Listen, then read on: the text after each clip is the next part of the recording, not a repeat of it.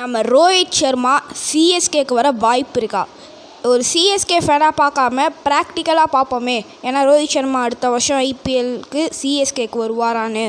அப்படி ரோஹித் சர்மா ஆக்ஷனில் சிஎஸ்கேவால் எடுக்க முடியலனா வேறு எந்த மும்பை பிளேயர்ஸ், அதாவது ஃபார் எக்ஸாம்பிள் சூரியகுமார் யாதவ் இல்லை பும்ரா, ஸோ இந்த மாதிரி பிளேயர்ஸை சிஎஸ்கேவால் எடுக்க முடியுமா? ப்ராக்டிக்கலாக பார்க்கலாம். ஸோ இந்த வீடியோக்கு ஒரு லைக் ஒன்று நம்ம சேனலுக்கு புதுசாக இருந்தால் சப்ஸ்கிரைப் பண்ணிக்கோங்க. ஸோ வாங்க கைஸ் வீடியோக்குள்ளே போகலாம். ஓகே கைஸ், ஃபஸ்ட்டு நம்ம ப்ராக்டிக்கலாக பார்க்கலாம். ஸோ ஃபஸ்ட்டு அடுத்த வருஷம் ட்ரேடுன்ற ஒரு ஆப்ஷன் கிடையாது. ஸோ அங்கேயே ஒரு சான்ஸ் முடிஞ்சுது. அது ஏன் ட்ரேட் இல்லைன்னு நீங்கள் கேட்டிங்கன்னா, லாஸ்ட் ஐபிஎல்லே ட்ரேட் இருந்தது. அது ஏன்னா அது மினி ஆக்ஷன், இது மெகா ஆக்ஷன். ஸோ நீங்கள் பிசிசிஐ எவ்வளோ ஸ்லாட்ஸ் கொடுக்குறாங்களோ நீங்கள் அதை தான் ஃபில் பண்ணி ஆகணும். இன்னும் ஸ்லாட்ஸ் எதுவுமே அஃபிஷியலாக வரல. ஸோ அதனால் எவ்வளோ ஸ்லாட்ஸ் கொடுக்குறாங்களோ ஸோ அதை தான் நம்மளால் பண்ண முடியும். அதனால் இந்த வருஷம் ட்ரேட் அப்படின்றது ஒன்று கிடையாது.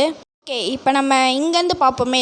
ட்ரேட் இல்லைன்னா முதல்ல ரோஹித் சர்மா மும்பை இந்தியன்ஸ் விடுவாங்களா அப்படின்றத பார்க்கலாம். ஸோ ஃபஸ்ட்டு பிசிசிஐ இந்த மாதிரி அதாவது 2018 பண்ண மாதிரி 3 ரிட்டன்ஷன் ஸ்லாட்ஸு, அதுக்கப்புறம் 2 ஆர்டிஎம் கார்டு அப்படின்னு பார்க்கும்போது மும்பை இந்தியன்ஸ் அந்த 3 ரிட்டன்ஷன் ஸ்லாட்ஸை எந்த இந்தியன் பிளேயர்ஸ்க்கு கொடுப்பாங்க அப்படின்றத பார்க்கலாம்.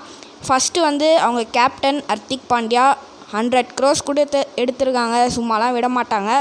அதுக்கப்புறம் அவங்களோட ஸ்டார் பவுலர் பும்ரா, அதுக்கப்புறம் அவங்க சூரியகுமார் யாதவுக்கு போவாங்க.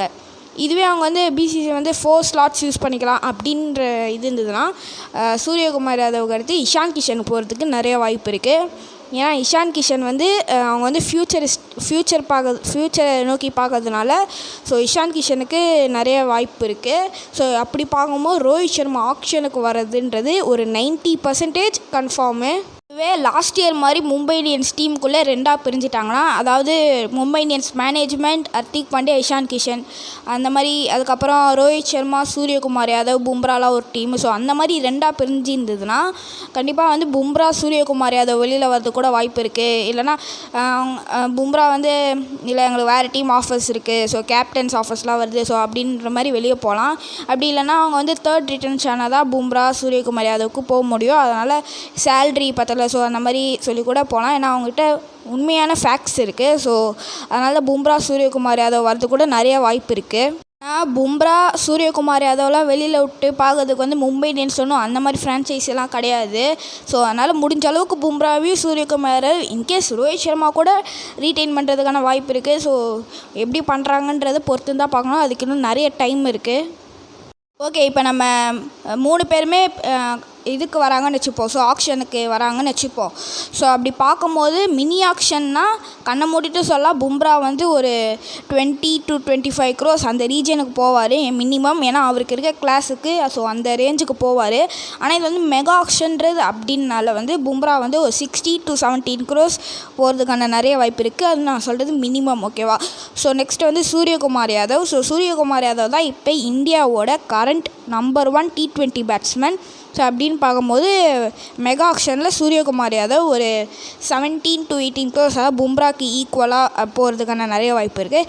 நெக்ஸ்ட்டு ரோஹித் சர்மா. ஸோ ரோஹித் சர்மா பார்க்கும்போது அவர் இந்த வருஷம், அதாவது கொஞ்ச நாளில் நடக்க போகிற T20 வேர்ல்ட் கப் இந்தியாவுக்காக ட்ராஃபி அடித்து கொடுத்துட்டாருன்னா ரோஹித் சர்மா ஒரு 20 to 18 crores 18 to 20 crores போகிறதுக்கான நிறைய வாய்ப்பு இருக்குது. இன்கேஸ் ஏதாவது ட்ராஃபி அடித்து கொடுக்க முடியல அப்படின்ற பட்சத்தில் ரோஹித் சர்மாவுக்கு ஒரு 16 to 17 crores போகிறதுக்கான வாய்ப்பு இருக்குது. அதுக்கு நான் ஏன் சொல்கிறேன்னா அவருக்கு பிராண்ட் வேல்யூ அதிகம். ஸோ 5 ட்ராஃபி அடித்து கொடுத்துருக்காரு. ஸோ அப்படின்ற பட்சத்தில் அவர் என்ன தான் ட்ராஃபி அடித்து கொடுக்கல, ஃபார்ம்லே இல்லை அப்படின்னா கூட அவர் பிராண்ட் வேல்யூக்காகவே ஒரு 14 to 15 crores போகிறதுக்கான நிறைய வாய்ப்பு இருக்குது. நான் சொல்கிறது மினிமம். ஓகேவா? ஸோ மினிமமாக இவங்க 3 பிளேயர்ஸ் இவ்வளோ கோடி போவாங்க நம்ம எதிர்பார்க்கலாம். ஓகே, இப்போ நம்ம சிஎஸ்கே பாயிண்ட் ஆஃப் வியூலேருந்து வருவோமே. இப்போ நம்ம சிஎஸ்கே இந்த 3 பிளேயரில் எந்த பிளேயர் எடுக்கிறதுக்கு வாய்ப்பு இருக்குதுன்னு என்ன கேட்டிங்கன்னா, நான் 3 பேருமே எடுக்கிறது கஷ்டம்னு நான் சொல்லுவேன். அது ஏன்னா சிஎஸ்கே எப்படிப்பட்ட டீம்னா, அவங்க 4 ஸ்லாட்ஸ் கொடுக்குறாங்கன்னா அந்த 4 ஸ்லாட்ஸையும் ஃபில் பண்ணிட்டு தான் ஆக்ஷனில் வருவாங்க. ஸோ அப்படின்ட்டு இருக்கும்போது அவங்கக்கிட்ட இந்த மணின்றது கொஞ்சம் கம்மியாக இருக்கும். ஸோ ஆக்ஷனில் பிளேயர்ஸை வாங்குறது. இதுவே நீங்கள் ஒரு பஞ்சாப், ஆர்சிபி, ஸோ அந்த மாதிரி பிளேயர்ஸ்லாம் பார்த்தீங்கன்னா வந்து டீம் வந்து பார்த்திங்கன்னா அவங்க வந்து 4 ஸ்லாட்ஸ் கொடுக்குறாங்கன்னா அதில் வந்து 3 ஸ்லாட்ஸ் மேக்ஸிமம் இல்லை 2 ஸ்லாட்ஸ் ஃபில் பண்ணிட்டு வருவாங்க. ஸோ அப்படின்ற பட்சத்தில் வந்து அவங்கக்கிட்ட மணின்றது அதிகமாக இருக்கும். ஓகேவா?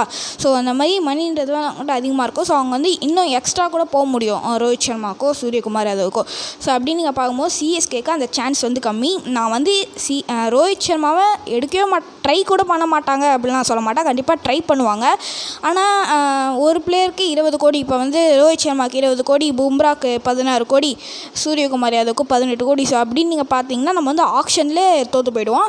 ஸோ அதனால் சிஎஸ்கே வந்து அந்த ரிஸ்க்கை கண்டிப்பாக எடுக்க மாட்டாங்க. ஸோ அவங்க வந்து ட்ரை பண்ணுவாங்க. கிடச்சா லக்கு ஒரு 15 crores வரைக்கும் எனக்கு தெரிஞ்சு போவாங்க.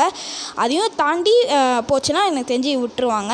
ஆனால் இதெல்லாம் நடக்கணும்னா அவங்க வந்து மும்பை இந்தியன்ஸ் வெளியில் விடணும், எந்த வித பிரச்சனையும் இல்லாமல். ஸோ எல்லாம் நடந்தால் நல்லாயிருக்கும். ஸோ நீங்கள் என்ன நினைக்கிறீங்க? ரோஹித் சர்மா, பும்ரா, ஸ்கை இல்லை வேறு எதாவது மும்பை பிளேயர் சிஎஸ்கே ஜெர்சியில் விரும்புகிறீங்கன்னா ஸோ யாருன்றதை மறக்காமல் கமெண்ட்ஸில் சொல்லுங்கள். ஸோ இன்னொரு வீடியோவில் சந்திக்கிறேன். Bye guys.